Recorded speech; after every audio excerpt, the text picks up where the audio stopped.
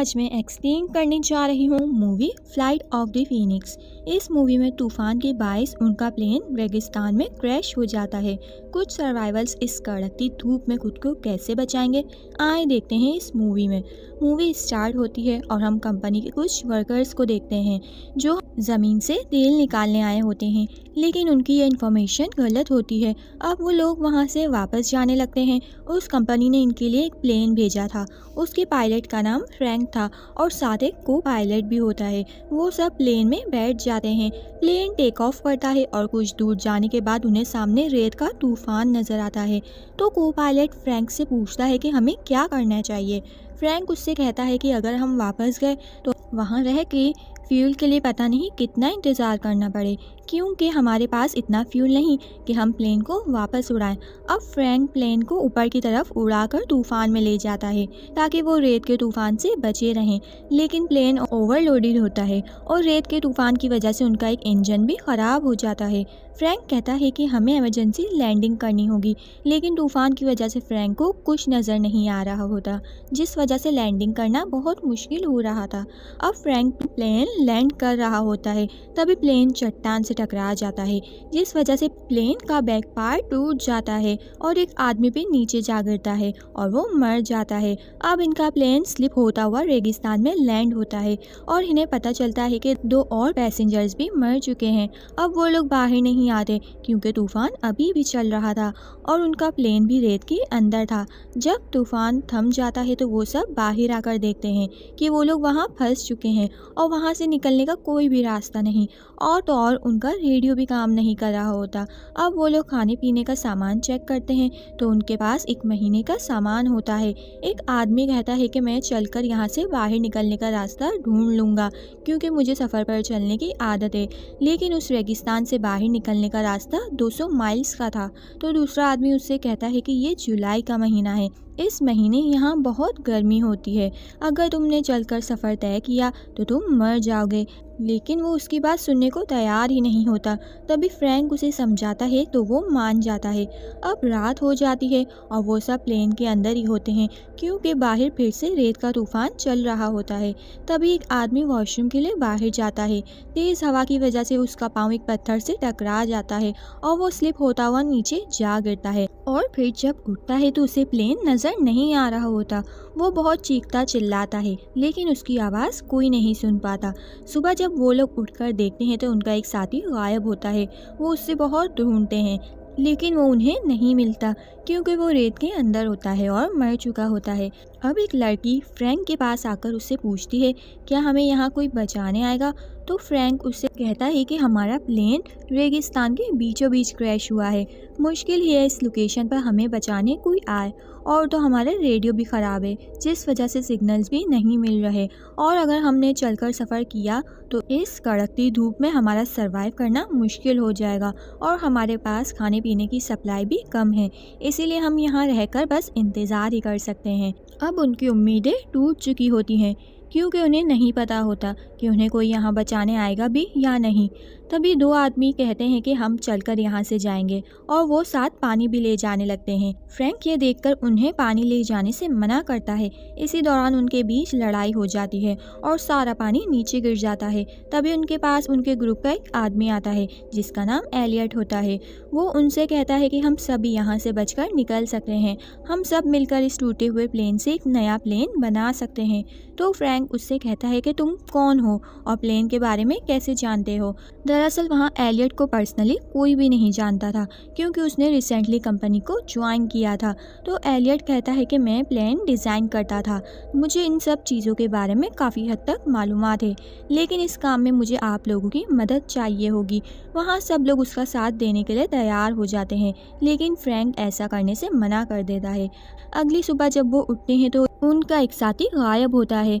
तो एक लड़की कहती है कि मैं उसे ढूंढने जाऊंगी, तो एक आदमी उसे रोक देता है और वो कहता है कि मैं जाऊंगा उसे ढूंढने। अब वो आदमी उसे ढूंढने निकल जाता है। काफ़ी चलने के बाद वो उस जगह पहुंचता है जहां से उसका प्लेन टकराया था और वहां उस आदमी की डेड बॉडी भी होती है जो गिरकर मर चुका था, लेकिन उसकी बॉडी पर कपड़े नहीं होते और गोलियों के निशान भी होते हैं। तभी उस ग्रुप का दूसरा आदमी आता है और कहता है कि शायद ये काम यहाँ के लुटेरों ने किया होगा। फिर वो फ्रैंक से पूछता है कि तुम प्लेन बनाने से इनकार क्यों कर रहे हो। तो फ्रैंक कहता है कि मैं तुम लोगों को झूठी उम्मीद नहीं देना चाहता, क्योंकि मैं जानता हूँ कि हम लोग दूसरा प्लेन नहीं बना सकते। तो वो आदमी कहता है कि हम कोशिश तो कर सकते हैं। उसकी बात सुनकर फ्रैंक प्लेन बनाने के लिए मान जाता है। अब वो प्लेन बनाना शुरू कर देते हैं। वो लोग रात में काम किया करते थे, क्योंकि दिन में वहाँ बहुत तेज़ धूप थी, जिस वजह से उनका इस गर्मी में काम करना मुश्किल हो रहा था। एक दिन वेल्डिंग करते हुए उसकी चिंगारी उस फ्यूल पे जा गिरती है, जिस वजह से उनके फ्यूल में आग लग जाती है।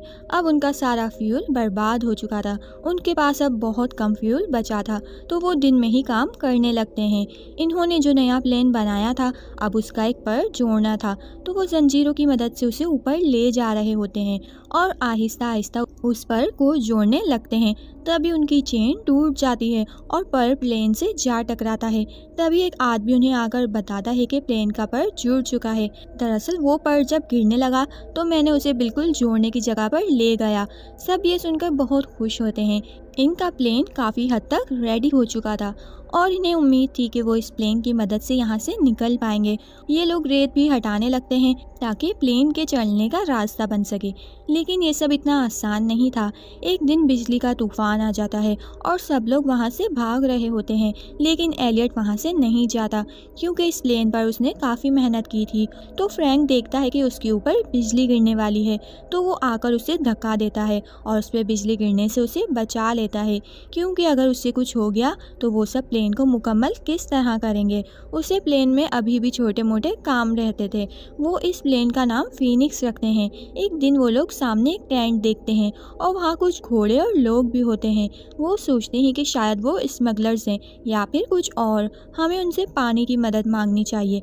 एलियट उन्हें मना भी करता है, क्योंकि वो लोग उन्हें नहीं जानते थे, लेकिन वो सब एलियट की बात को इग्नोर करके उनसे मदद लेने चले जाते हैं और फ्रैंक और एक साथी पीछे छुपकर उन्हें देख रहे होते हैं। और वही होता है जिसका डर था। वो लोग फ्रैंक के साथी को शूट कर देते हैं। ये देख के फ्रैंक उन दोनों डाकू को शूट कर देता है। तीसरा डाकू वहाँ से भाग रहा होता है। फ्रैंक उसे शूट करने ही वाला होता है, लेकिन फिर वो अपने गन नीचे कर लेता है। वो अपने इंजर्ड साथी को प्लेन के पास लेकर आते हैं और तभी वो मर जाता है। अब वो इंजर्ड डाकू को प्लेन के पास लाते हैं। कुछ लोग कहते हैं कि इसे मार दो, लेकिन फ्रैंक कहता है कि नहीं। तभी एलियट गन उठाकर उसे शूट कर देता है। ये देखकर फ्रैंक को बहुत गुस्सा आता है कि तुम्हें ऐसा नहीं करना चाहिए था। एलियट कहता है कि तुम्हारी वजह से ही हमारा एक साथी मारा गया, और इसी बीच इनकी लड़ाई हो जाती है और फ्रैंक एलियट को मुंह पे पंच मार देता है और एलियट नीचे गिर जाता है। इन सब की वजह से एलियट बहुत नाराज़ हो जाता है और कहता है कि मैं अब प्लेन नहीं बनाऊंगा। मैं इतनी मेहनत करता हूँ, लेकिन फिर भी मेरी कोई बात नहीं मानी जाती। तभी एक लड़की एलियट के पास आकर उससे कहती है कि ये जिद छोड़ दो प्लीज़, प्लेन बनाने के लिए मान जाओ। अगर तुम हमारी मदद नहीं करोगे तो हम अकेले काम नहीं कर पाएंगे। तो एलियट कहता है कि मैं एक शर्त पे काम करूँगा, अगर फ्रैंक खुद आकर मुझसे माफ़ी मांगेगा तो ही मैं उस काम को कंटिन्यू करूँगा। अब फ्रैंक आकर उससे माफ़ी भी मांग लेता है। फिर वो लोग काम शुरू कर देते हैं। वो लोग दूरबीन से देखते हैं कि वो डाकू जो भाग गया था वो अपने साथियों को लेकर वापस आ गया है, लेकिन वो इन पे हमला नहीं करते, क्योंकि उन्हें मालूम है कि इनके पास खाने पीने का सामान नहीं। इसीलिए वो उनके और ज़्यादा कमज़ोर होने का इंतज़ार कर रहे हैं। उनका प्लेन भी अब रेडी हो चुका था।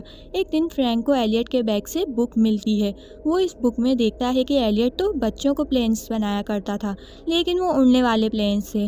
अब वो सब बहुत ज़्यादा उदास हो जाते हैं और सबकी उम्मीदें टूट चुकी होती हैं। एक आदमी को बहुत गुस्सा आता है। वो एलियट से कहता है कि तुम इतने दिनों से हमें बेवकूफ़ बनाते आ रहे थे।